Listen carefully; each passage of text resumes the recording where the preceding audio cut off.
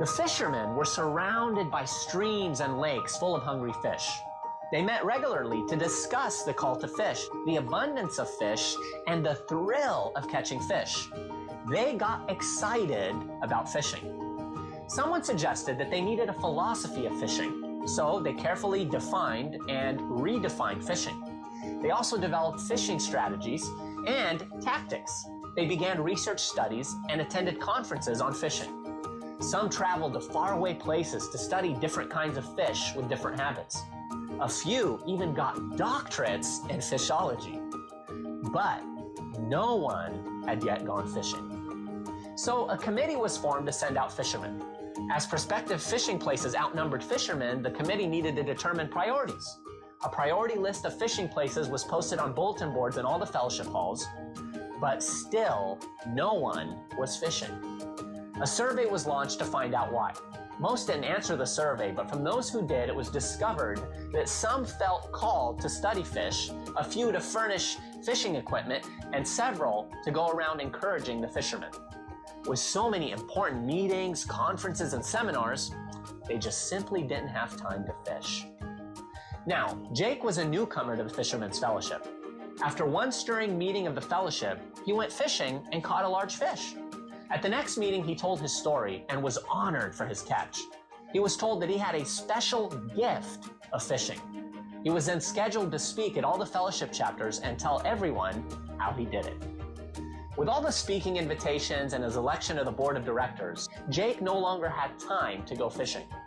But soon, he began to feel restless and empty. He longed to feel the tug on the line once again. So he canceled the speaking, he resigned from the board, and he said to a friend, "Hey, let's go fishing." That's exactly what the two of them did. And lo and behold, they caught fish. The members of the Fishermen's Fellowship were many. The fish were plentiful, but the fishermen were few. What do you call a fisherman who doesn't fish? It just doesn't seem like it gels with reality, does it? It doesn't seem like that's the way it's supposed to be. What do you call a follower of Jesus who doesn't fish? I love the part in the video where it says they got degrees in fishology. That kind of hurt a little bit, I got to say. We like to talk about fishing. We like to gather in our fishermen's fellowship. But getting out and fishing, that's a whole nother ball game, isn't it? It seems like it's so silly to see it on a video like that, but I just was cut to the quick when I first heard the story over 25 years ago. I remember being at a conference, and one of the pastors read that story, and I thought to myself, am I just talking about fishing, or am I really fishing? And for 25 plus years, I've been asking that question, how can I be better at getting out and actually doing the work? Instead of just talking about the work. That's a real hazard for pastors, maybe for all Christians, but especially for people like me, where most of the work that I do is where? Right here in the aquarium, where we already have lots of fish, but not quite as many on the outside. And it's a big occupational hazard to get so wrapped up in spending time with only Christians that you forget to hang out with fish. It's a big, big problem. Maybe some of you have the same problem where you have got lots of friends and most of them are Christians, or maybe they even go to other churches, but they're certainly not they're not unchurched fish, if you will.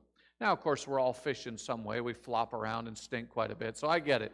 None of us are arrived or any of that. We're all kind of works in progress. So it's not a judgmental thing, but it is reality, isn't it, that the more we hang out with Christians, the less time we have to hang out with other people. And Jesus is pretty clear about what our mission is. It's not an optional thing. It's not like we can get together and decide what the purpose of the church is or why we exist or what we should be doing over our years together, right? There's already an assignment that's been given. And it's the same one he gives to Peter and Andrew and James and John as they're walking along the Sea of Galilee. Now, if you can set the scene in your mind, but that's a pretty picturesque place a beautiful spot on earth. You would think a pretty good job, too, being a fisherman along the lake. Any fisher people out there where you just love to fish? I don't know if you use nets. Nets might be illegal in most places, but back in the day, to feed your family and have a fishing business, you got to have nets. And so that's what they would do. They would just cast out their nets, weighted on the edges. The nets would sink down, grab all the fish. They would cinch it tight and pull it up. You remember the story of Jesus when he tells them to go cast your net out there after they'd been fishing all night, and they're like, yeah, whatever. And you can just tell they're not too impressed with Jesus' fishing credentials. And so they do it. And of course, it's this massive catch, so big they have to have their brother fishermen come out and help them pull it in. So Jesus knows a thing or two about actual fishing. But he also knows a thing or two about fishing for people. And he doesn't just talk about fishing for people, he actually fishes. Jesus is walking down the shore, he runs into Peter and Andrew, and did you catch what he said? Follow me, and I will make you fish for people. Now, I'm not sure if you got that invitation from just some random stranger, if you would immediately drop your nets, which of course is your income, your job, your livelihood, your sense of support, and you just get up and follow. Anybody who would do that? It's a little bit strange, isn't it? It almost feels like, they might not be quite right in the head if they're willing to just get up and... Now, if you read the scriptures, though, you get the impression from other stories in the gospel that this may not have been their first encounter with Jesus. The first time they run into him in Matthew's gospel, but John gives us some insight about some stuff that was happening in Jerusalem before this, which is, of course, a ways down the road from Galilee. Remember the stories at the beginning of John's gospel where Jesus is talking to various people, and sure enough, Andrew goes and grabs Peter, and they run into him down in Jerusalem. So this may not be their first encounter with Jesus, but it's certainly the first one in Matthew's gospel. This comes right after the temptation of Jesus in the wilderness, right after his baptism. So his first act of ministry in Matthew is that he is right there calling disciples. Luke gives us a great picture of a time when Jesus goes up on the mountain and he prays all night from among the pool of disciples who he's going to come and name apostles, who are going to be the 12. And he comes down, he starts naming people of who are going to be the 12. But of course, in all of this, we get the sense that Jesus is deliberately going after people, grabbing them, bringing them close, and teaching them to do what he is so good at. That's what disciples do. Disciple is just a fancy word for learner. I've always liked the word apprentice when it came to disciples. But you can't have an apprentice without a what? Yeah, a teacher, a master, a journeyman, someone who knows the trade is going to pass that trade, usually kind of a physical, hands-on kind of a thing. If you want to learn to be a blacksmith, you start off as a blacksmith's apprentice, or today you just watch YouTube, don't you? That's how I learned to fix my dishwasher. Anyone watch YouTube? Man, you're an apprentice, you're a learner, you're a disciple. Why? Because you want to learn what's going on. You want to figure out how to do something very specific that somebody else knows how to do. Well, in Jesus' time, the apprentices were called disciples. And the masters, the people that knew what they were doing, the teachers, were called rabbis, particularly in this realm of the spiritual world. And so Jesus was a rabbi. And he comes and he's looking for disciples. All the rabbis in Jesus' day had disciples because over the course of their time, learning, eating, sleeping, walking next to the rabbi, they would learn every single thing that the rabbi knew and every single thing the rabbi could do. And they would teach this, and once they got it, they would be able to become a rabbi themselves, perhaps, and maybe take on their own apprentices, their own disciples. Now, if you're a fisherman of Peter and Andrew's age, or James and John, probably you were not the cream of the crop. You were not picked by the other rabbis when the kids are learning all of their early kind of Jewish teachings, synagogue kinds of things in Capernaum. They're learning and learning and learning, and the best and the brightest are going to be called to be potential rabbis. But what are Peter and Andrew doing in their adult life? They are fishing. which is not a bad gig if you can get it, right? They've got a family income. They've got people to work with. They've got a job security. At the end of the day, whether you have money or not is not as important as what? You've got fish. You can actually eat. It's a good thing if you like fish. Any anti-fishers in the, yeah. You'd rather be a cattle herdsman or something like that. Well, I mean, when you think about it, you know, they were doing their thing. They had a good thing going. And yet when Jesus comes, Matthew tells us that they immediately left their nets and followed him. It's like there was not even a discussion. There wasn't even a, let me think about this for a while, or give me a week to pray on this. All the normal things you would think about for such a huge life change, but they are just 100% in. Why?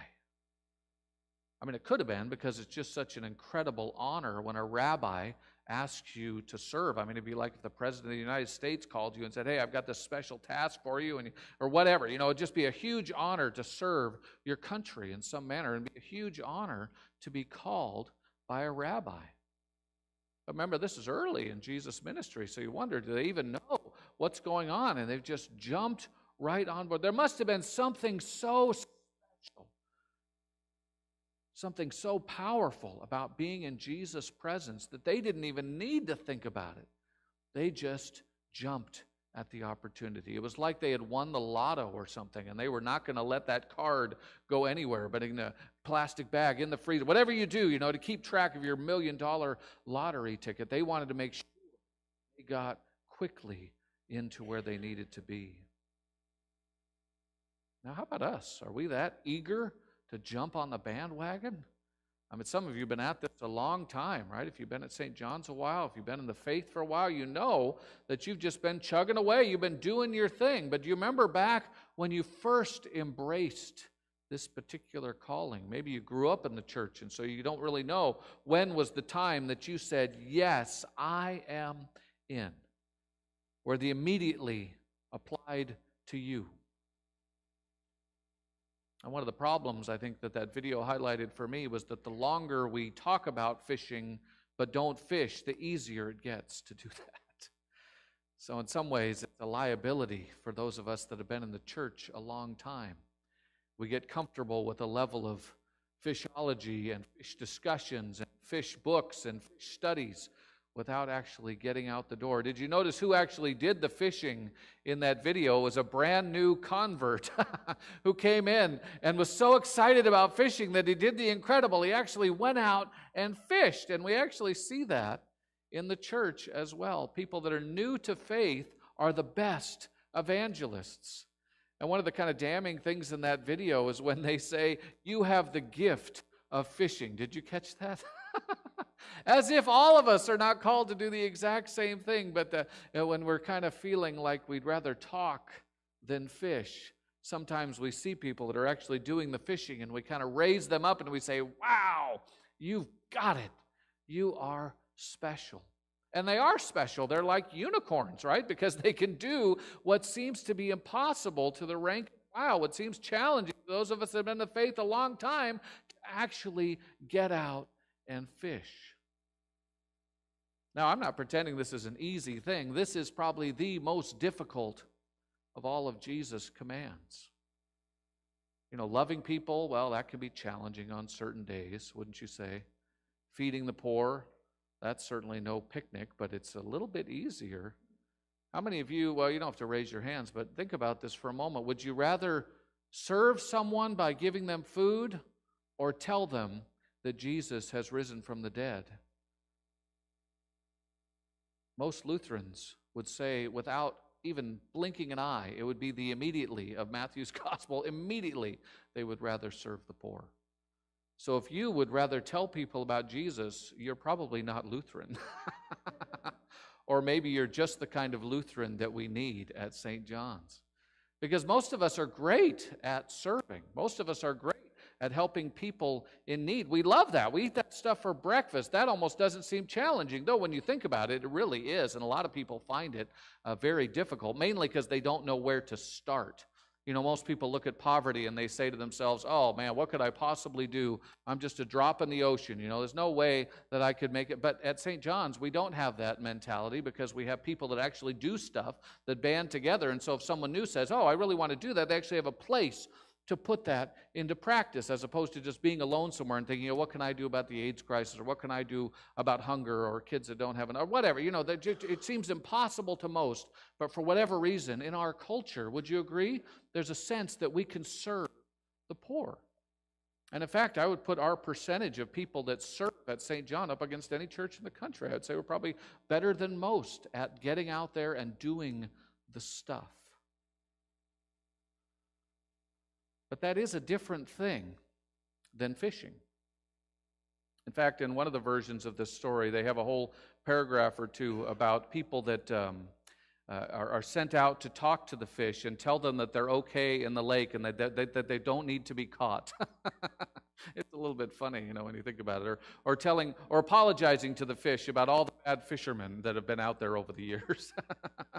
And of course, a lot of Christians get caught up in that too. They spend their time apologizing for the church. I know I'm guilty of that because it seems like so many people have been burned by Christians. They have this kind of negative view of church. So I don't feel like I'm starting at square one in my fishing. I feel like I'm starting, you know, the fish are already blocked under a layer of ice or something, and they're just not willing to come to the surface, even when I drop in the corn or the dynamite or whatever tricks you use for fishing. It's a little bit violent. The metaphor runs its course because, you know, normally when we catch fish, we eat them. Which is like, oh, I can't wait to join your church so I can get consumed by all of your people. Well, that's not quite the way it was. In fact, all of us have been fish. All of us, to many degrees, we're sheep, we're fish. There's so many metaphors that Jesus uses about those that need him.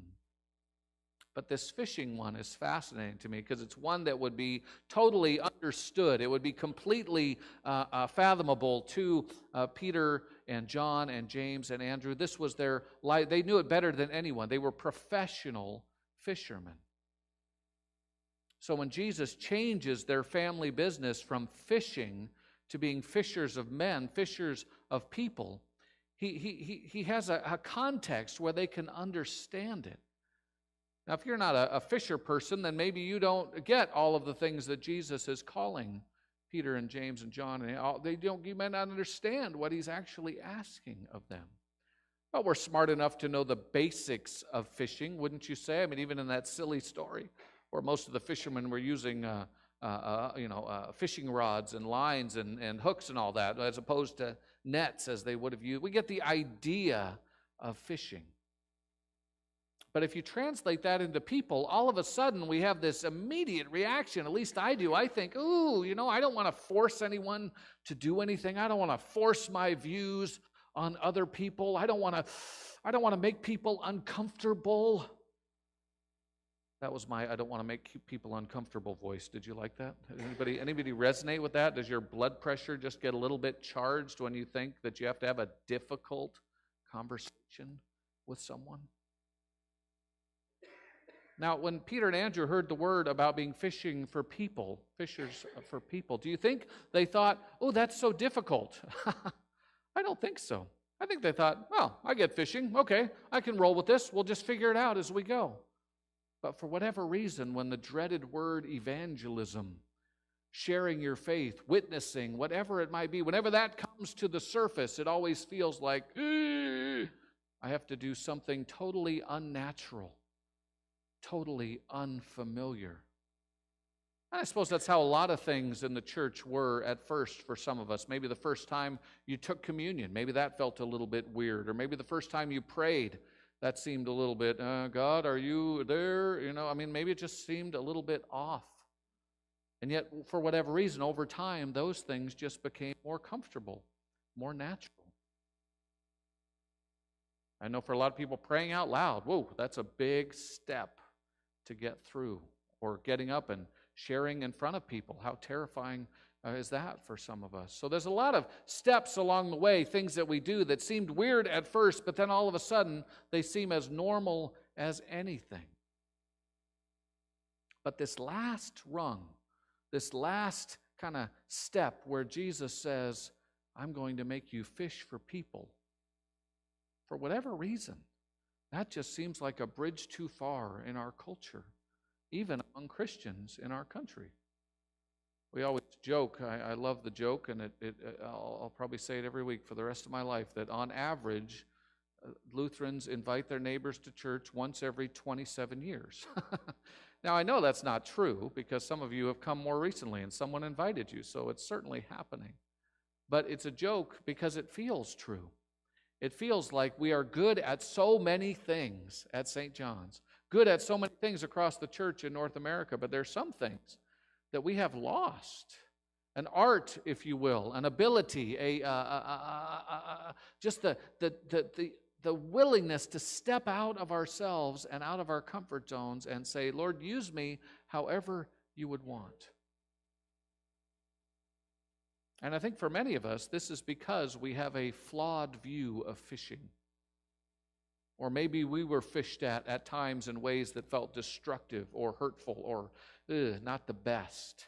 Or maybe we've seen fishermen do things that we just kind of go, ick, ick, ick. I will never do that. So if that's what you're talking about with fishing for people, then I'll just sit here in the pews and pay for other people to do it. Thank you very much. Which is fine. Just give more money and we'll pay some evangelists. No, that's not the way that this works. That's not the best practice. Jesus didn't discriminate and say we're only going to have certain people that are good at this and the rest can just take a back seat and be good at other things like making coffee or something. I have the gift of making coffee. Does anyone else have that gift? Man, I could push that button like nobody's business. I'll tell you what, it is a great spiritual gift. It's like the altar guild and the coffee guild. They're very important parts of our church. But with many people, this idea of fishing is not quite as comfortable because of all the negativity around it. And if that's you, I would just invite you to set aside everything you've ever heard or everything you've ever seen about this negative, ugly, Christian, bullhorn, judgmental, self-righteous nonsense that we all feel so uncomfortable around. Let's just say that is not what we're talking about when we're talking about fishing for people. That's not what we're talking about when it comes to fulfilling Jesus' Great Commission. Remember, this story comes at the beginning of Matthew's Gospel, right after he's been baptized in the wilderness and he's getting ready to start everything. At the very end, remember the last thing he says in Matthew's Gospel from Matthew 28. I think we even have a slide for that. This will be very familiar to you. All authority in heaven and on earth has been given to me, Jesus says. Go, therefore, make disciples of all nations. And you remember how it goes. He says, I want you to baptize them in the name of the Father, Son, and Holy Spirit, and I want you to teach them to do all the things that I've taught you. And lo, I'll be with you always to the end of the age. That's a huge commission that Jesus lays on every one of his disciples. Not just the original 12, but every disciple, every follower of Jesus, every Christian that has ever been and ever will be. This is our job. And when Jesus says, all authority in heaven and earth has been given unto me, he's saying, and now I'm transferring that to who? To you. If he's going to be with us, he is going to be authorizing us to do this. But when you hear the word make disciples or be fishers of people or sharing your faith or evangelism, when you get that instant ick feeling, it's probably because some of that ick was put in your direction. And if you've had a bad experience with this or seen it, I totally get it, and I totally appreciate that. So if we're willing to set that aside for a moment, and we're just going to take Jesus at his word in the Great Commission here when he says, go and make disciples. That's a little different from what he said in Matthew's Gospel chapter 4 from our story when he said, come and follow me. Did you catch that? It's a different verb. Go and come. Come and go. Those are different things, wouldn't you say? I mean, I'm no grammatician, but that sounds like a bit of a difference. When Jesus first starts the conversation, he says, come. It's an invitation. It's laced with love and support and all the kind of just amazing welcome that any of us would want to jump on. Come and follow me. It's not until the later part of that sentence that he really starts to freak people out. Well, he says with a bit of challenge, and I will make you fish for people. The first part is all invitation, support, grace, encouragement. And in fact, it's the same in the what do you call it? The Great Commission, if you caught that. Go and make disciples. What's the first act? The first act is to baptize them. What does that mean? You welcome them into the family. You announce that their sins are forgiven, that there's nothing they could do to earn their salvation. Everything has been accomplished. It's one gift after another. But it doesn't stop there. He goes on and says, and teach them to obey everything that I've commanded you. Almost every time Jesus speaks, there is invitation, love, support, and grace, and some serious challenge to step out in faith. How many prefer the love, support, and grace? Oh, it's like warm cookies, right? It's like a mac and cheese on a cold day. I mean, it is delicious. It's wonderful. It's cozy, but it's not quite the same as the incredible challenge that he sets us out to accomplish. And that challenge, I think, is somewhat off-putting to a lot of folks. They would have the sense of, I want all the grace, but I don't want to get down and do all the stuff. I'd be happy to hear from God, but I don't know if I want to do what he's calling me to do. And of course, you can't have one without the other. It'd be like a fisherman that never fished. It'd be like a Christian that never shared anything about what God was doing in their life. It would be like a disciple that had no passion about making disciples. And so I just invite us over these next couple of weeks together as we think about 2019, developing kind of a 2020 vision, if you will, what's going to happen in the next couple of years, how we can improve, how we can grow, how we can develop some of these skills. And if you're like me and you feel like, you know what, I may be not the best in the room at this particular skill. Anyone feel like that? Well, then this is going to be a great time for you, because we're not going to throw us all into the deep end of the pool. Most of us think, when we think about evangelism, we think, okay, well, maybe I'll do something, but I'm not going to Africa, or I'm not going to China or something. We immediately think of the missionary angle. Well, did you know there's plenty of fish right here?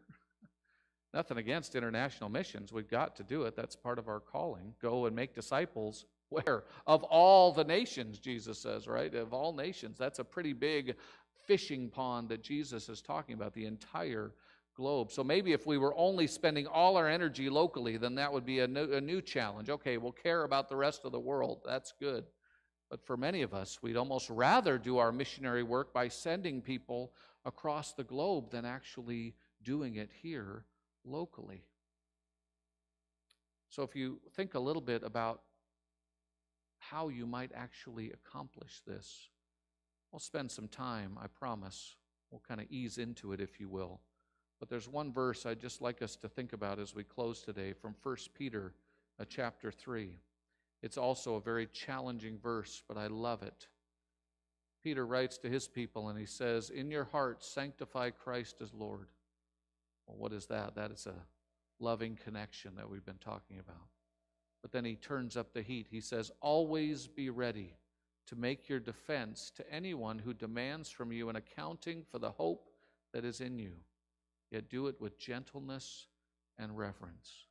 Now, there's a lot of weird words in there, demands and defense. I mean, that sounds very hostile or whatever when we translate it. But what we're really talking about is someone coming up to you and saying, you go to church, why do you believe that stuff? Or you seem like a nice person, what's the deal? Or just simple bits of conversation. They're not being hostile about it, they're just asking a question. And the word always kind of denotes always. It means not just on Sunday morning, it means always is the way I translate that, right? Don't you? Always means always, right? So always, we're always ready. And what are we ready with? A reason for the hope that is in us. That's the beginning of fishing. And if you think about what God has been doing in your life lately, and you have a reason to have some hope in a very hopeless world where a lot of people seem like their hope supply is way, way down. If you have hope, then you have something to say. You notice what Peter doesn't say. He doesn't say, always be ready with your defense by knowing the entire Bible. He doesn't say having a degree in fishology. He doesn't say any of that stuff. He doesn't talk about even having good doctrine, though later he'll get into that. Obviously, good doctrine is important, what have you. But in this moment, he wants to be sure people are speaking out of their own experience with God. And if you can do that, then you can fish. If you have any sense of connection with him, and he's done anything good in your life, then you can begin to fish. And Peter, I don't know why the Holy Spirit did this, but I love that he spoke through Peter in this way, this yet do it with gentleness and reverence. That seems like a command that many Christians would ignore. And we might call them to task. We might make fun of them. We might be a little irritated with some of these over-the-top, kind of aggressive Christians, street evangelists, if you will. But at least they're fishing. At least they're doing something. So maybe bad is better than nothing. I don't know. Maybe nothing is better than bad. I'm not sure. But we can set all of that aside and say, Peter has taught us to do it with gentleness and reverence. So if you ever get the sense that fishing has to be in your face, judgmental, rude, that's not what we're talking about. We're talking about sharing about the hope that you have inside. I wonder what that hope might be for you. Is there something specific that you could say, I've got hope in my heart about? Let's just take a moment and listen to God right now. I just invite you to bow your hearts. Lord, is there something that you have been doing in our lives that we can celebrate this morning? Would you call out those things, Lord, in us that we can be thankful for today? Maybe they're things from years ago, or maybe they're things from right now. But just remind us, Lord, what are we joyful about? What are we thankful for? Where have we seen transformation? Lord, we thank you for placing that hope inside of us. And where we've been shy, where we've been worried and fearful, would you start shoring that up in us? Help us to immediately follow you, to drop what we're doing and learn to fish. Lord, teach us this, we pray, in your name, Jesus. Amen.